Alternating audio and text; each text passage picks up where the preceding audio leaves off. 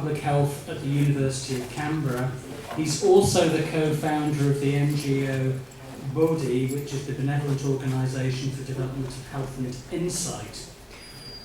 What's most interesting, however, and from my part, is that Colin was arrested on November 24th, 2014 for protesting at an open coal mine and processing unit at Gunga in, is that in ACT or is it New South Wales? In New South Wales. And so that's really somebody putting their principles where they want to be in terms of protest. What's interesting is though that Colin actually was the second professor to be arrested at that. He wasn't the first, so I'd imagine the person who was the first. Was it at the same time? No, it was before. Well, after. There were a few. You're the only professor I've ever met, though, who's been arrested for all the right reasons. Let me put it that way. So, Colin's talk is Development, Inequality and Cooperation Reflections, including on climate change. Colin. Well, thanks very much, and thanks to the organisers of this conference for inviting me, and especially for Gavin. And you can see I've changed the title just a little bit, made it a bit shorter. Although I will be offering some reflections, and in 20 minutes I'm really just be skimming over a few topics. And I'm a little bit fraudulent to be here because usually when I'm talking at health or maybe sometimes economic conferences and I talk about this stuff, and I'm usually the only person that really talks about poverty and inequality, but here it's sort of mainstream. So this is private school not far from here in Uttar Pradesh that I visited in 2009. It's probably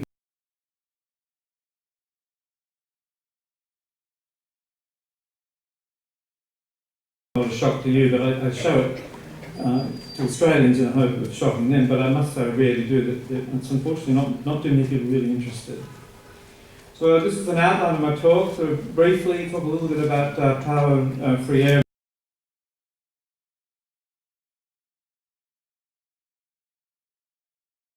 Determinants of development, a fair bit about inequality, and finishing with arguing that climate change can be considered as a case study of global inequality, and then what we might do. Just one slide on that.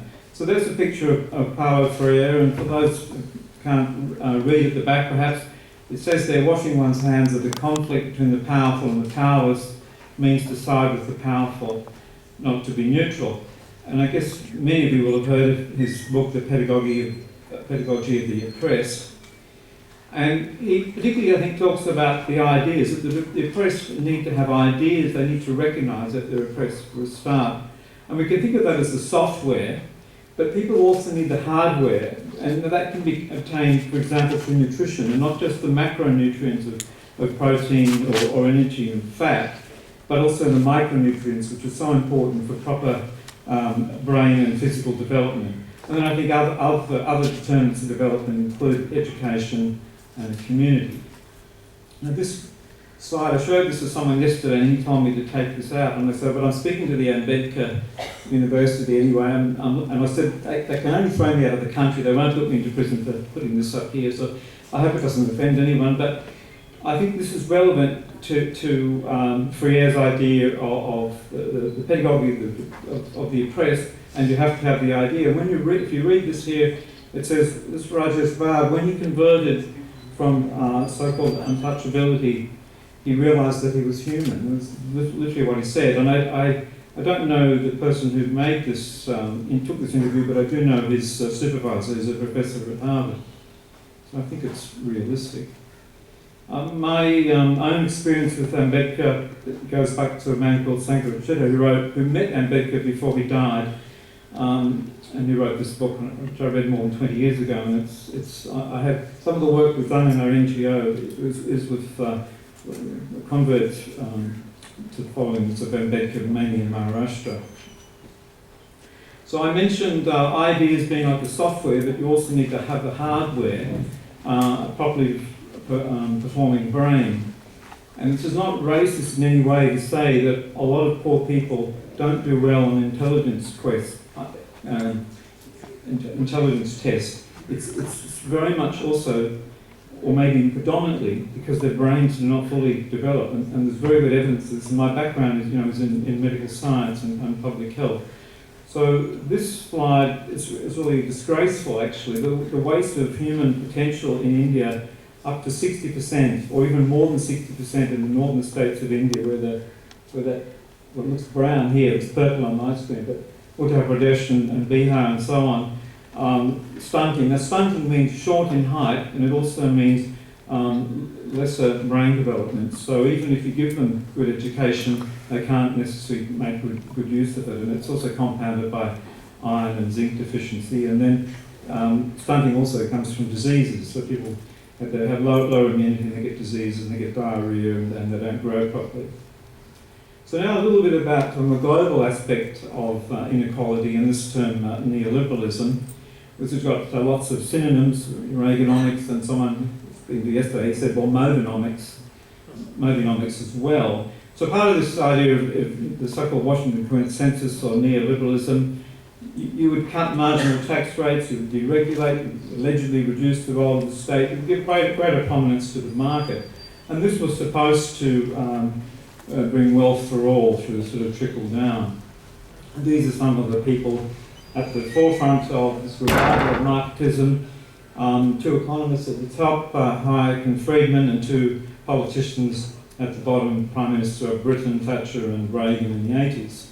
And this is a cartoon from the fairly early years of neoliberalism.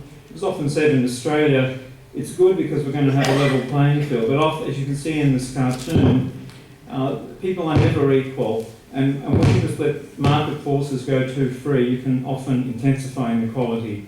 And there were many people concerned about this, and now there's data to show it. The current Pope has certainly been speaking out about it. I won't read that out, it's a bit long, but the summary is that so-called trickle down does not work. Nothing comes out for the poor, and I really admire the current Pope for speaking out so much about this.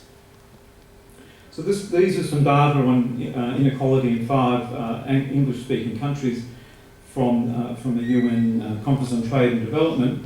So these are data for the last sort of 100 years or so for these 5 countries, and you see that in the early, this is the percent of income received by the top 1%. So you see, in the early part of the century, it was pretty unequal. The top 1% got a lot, but after World War II, it really reduced. And that was the time for the Lester Pearson, Nobel laureate, the Prime Minister of Canada, had this commission in the 1960s, and all the rich countries agreed to give 0.7% of their GNP as overseas development assistance. And that was that was before neoliberalism took hold. And then WHO, World Health Organization, the late 70s came out with this aspiration of health for all by the year 2000. But already the writing was on the wall. Neoliberalism was on the resurgence, and it went away. So you see there the rising inequality in these countries, and there are many other data to reflect this rise of inequality from the 1960s. And now you have this absurd situation where the 6 heirs to Walmart in the US command wealth equivalent to the entire bottom 30% of the US society, and that's from another Nobel laureate, Stiglitz. Now, we do need inequalities exist, and we can't have a world without some form of inequality, but we have too much of it. And I think it's not so much that the poor hate the rich and attack them, though that may be a problem and might be a deep underlying factor for war on terrorism. And it matters, inequality matters even if the poor get a little bit better off, because remember, if inequality is rising, that means they're not catching up. They're getting a bit richer, but the rich are getting even richer. I think it matters the most because elites lose so much touch with the public good that they rid society that public goods erode. What do I mean by that? Things like public health. So I was just last month speaking at a conference on infectious diseases, and I was making similar arguments saying the Ebola crisis in West Africa was in part because of this delusion that you can just have market forces to give public health. And eventually the climate system will be a victim, biodiversity, and if we continue, global law and order. And I've been saying this for 20 years, and to me, when I see current crisis around the world, it's sort of consistent with my worldview, but I suppose you would say I would say that. So some ways that the powerful rig the system. They own, control, influence the media. They have excess influence on policy. They have different people saying that it's corporations who are literally writing writing laws. Certainly this is documented in Australia. They ignore the big tax evaders. They encourage social norms that blame the poor. Don't worry about the poor because they have caused their own poverty. This is a very common sort of expression. Just look after yourself. And they cut foreign aid. And I was actually speaking 2 days ago to the former Attorney General for Australia, who told me quite seriously that Australia should not be giving any foreign aid whatsoever. And also, this is relevant to my work, they promote academics loyal to these new doctrines of neoliberalism. You see it in economics, you see it in demography. And in the worst case, they ignore, imprison, or murder even speak out against it. So global inequality, this cartoon was at the time of the last major population summit in 1994 in Cairo, and it shows the inequality, it shows the loss of, it's just a cartoon, but I think there's a lot of truth in it, the loss of connection with the poor, blaming others, but it does show we're in the one boat and in danger of sinking if this situation continues. So now, getting to the end, climate change is a case study of global inequality, and I'm a minor, but I am an IPCC Intergovernmental Panel on Climate Change contributor to the Health chapter, and I recently edited this book, Climate Change and Global Health, and I feel very strongly about it. So there's me in November last year holding my book, sitting on a chair, and there's a big truck behind me, a very angry truck driver. And then the police came, and there you go, dragged me away, and so I'm not making it up, there's the truck. So that's one side of it. But our Prime Minister, Tony Abbott, he says, let's have more climate change, let's sell a lot of coal to India, because only by selling vast amounts of coal to India can we lift India out of poverty. And I wish I had time to sort of deconstruct that argument. The former Prime Minister of Australia, John Howard, made similar arguments. This is a bit complicated to read, but the summary of it is, according to Prime Minister Howard, don't worry even about so-called runaway climate change. We're still going to be better off even if it happens. So just don't worry about it. It's not a major problem. But of course, these politicians are not, they're ignoring their own scientists, and they're not based on science. It's based on their judgment. But I worry as civilization, heads on towards some sort of abyss, by ignoring science. I mean, you probably would have heard the expression "shoot yourself in the foot." I think we're shooting ourselves in the brain to ignore this advice.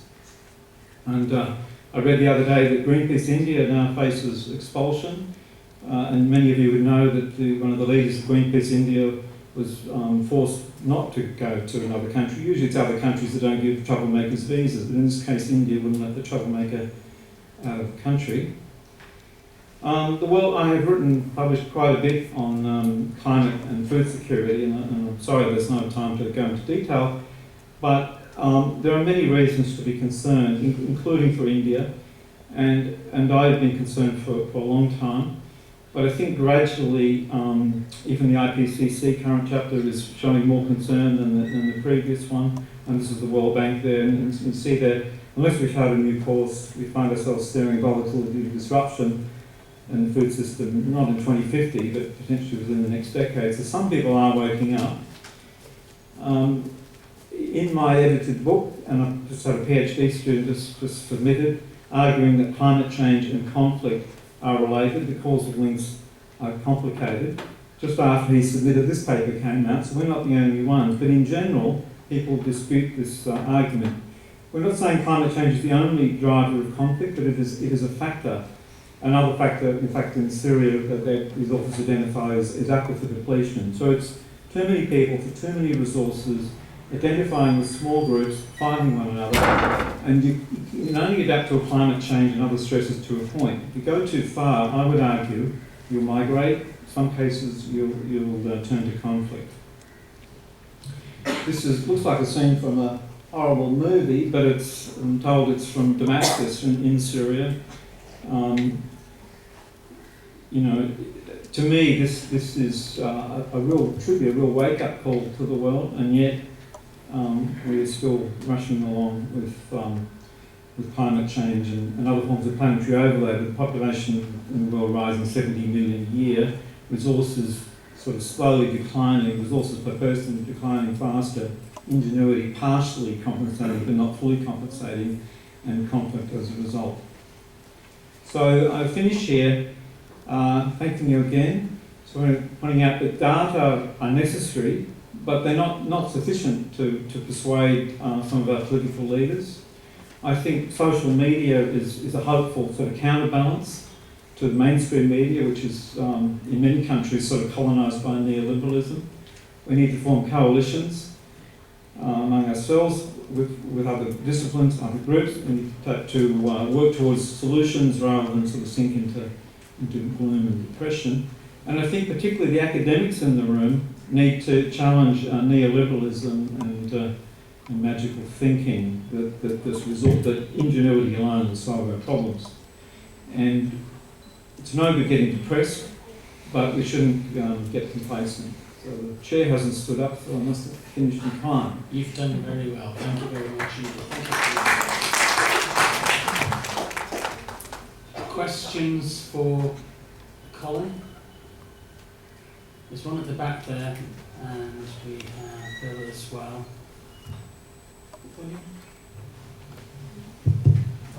Thanks for the question. Thanks for the presentation. A small question is that can you elaborate a bit on the question of climate finance? Because in India we have this green climate funds and all that, which is supposed to augment the resilience of those people towards adaptation and mitigation measures. And I do see a politics in it, but I want to know your opinion on it. Well, I'm not an expert in that, but I seem to remember at the Copenhagen Climate Summit that rich countries eventually agreed to set up a fund for climate-friendly sort of policies in low-income countries, and they pledged about 100 billion, was it 100 million, 100 billion, whatever it is. A, they haven't yet funded fully, and B, the amount was actually, it sounds a lot, I'm sorry I can't remember, it's 100 million, 100 billion, but either way it's small compared to what they can find for, say, the military or for dealing with the global financial crisis. And I think the bottom line, and talk about this in my written paper, is that elites in rich countries, they don't give a hoot. They're out of touch, very few of them are trained in science, they don't take it seriously, and also they think that whatever happens, they're going to get away with it. And I think to some extent, elites in low-income countries mightn't be that different. But the technological and other solutions for climate change are emerging, and some people do think that coal and even nuclear will go away in the next sort of generation because the renewables are going to be actually cheaper, so it will be economically just a no-brainer to use it. But there's still great doubt, really, as to whether we can get there in time. I mean, we don't know whether we're going to head for 2 degrees or 4 degrees or 6 degrees. It's such a risk we shouldn't be taking it because the consequences are catastrophic. But all hope is not lost yet. Okay, thank you. I think it is intergenerational ethics that actually we do not do well, and I think that Indigenous groups are much better at doing it than we do, so that's what I'm interested in. Bill? Thanks very much, Colin. I just want to draw attention to that alarming statistic on stunting. 60% of children born across that northern states are stunted. And we've got a lot of experts in this room on gender, and so this is a question to them as much as to you. Stunting is related to maternal nutrition, and the high percentage of stunting in South Asian countries compared to, say, African countries, with similar access to food and economic indicators, but for some reason South Asian countries have a higher percentage of stunting. And there is a theory commonly called the South Asian enigma, which is a word for puzzle or something unexplained. That the theory is that the high percentage of stunting in South Asia is related to the attitude of the culture towards women in those countries? I haven't heard that specifically, but of course there are great gender issues in India. Actually, I took the slide out of an earlier draft, but there are claims that the extent of open defecation or the lousy toilet and sanitation situation throughout much of India is also a factor in stunting, not only for the poor, but some of the better off. And there's an article in the New York Times, and I haven't found the time to look at the original research, but the theory was that perhaps there's a sort of aerosolization, fecal particles getting into the dust and infecting people. Whether or not that's true, it's clearly good to have more toilets. And I think part of that also goes back to the caste system and inequality in India, and it's just kind of yucky. And this article claimed that in the Muslim areas of India, there was actually sanitation was better, but I don't know if the stunting is better in the Muslim areas. It'd be an interesting study. Of course, they're much of vegetarians, so they might be getting more iron and zinc and so on. Okay, we have another. I'm just building on Bill's point actually. See, one thing that we face here, and I'm not defending it, is what could be called culturalizing of disadvantage. So there is stunting because our attitude towards women is wrong, our attitude towards sanitation and hygiene is wrong. It will never be said that it is because of, say, wrong economic policies we are following, or the kind of green revolution, as Ardhenduda was showing, we have done, or because of the kind of economic philosophies we are pursuing. It's not because of our developmental framework. It's because of a cultural framework. So, in the northwestern part of the world, if somebody is poor, it is individual sloth.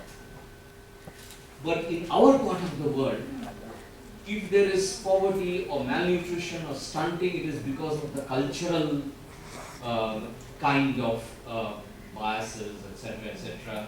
We have been carrying for 2000. So then we'll make a 2000-year-old caste argument and say, well, this though is part of their cultural ethos. So what we need to be a little careful, what I think Bhavya was calling Orientalism, is that we would tend to culturalize disadvantage in the southeastern part of the world, or the southern part of the world, Africa also perhaps, but not look at the economic or political processes that are in place.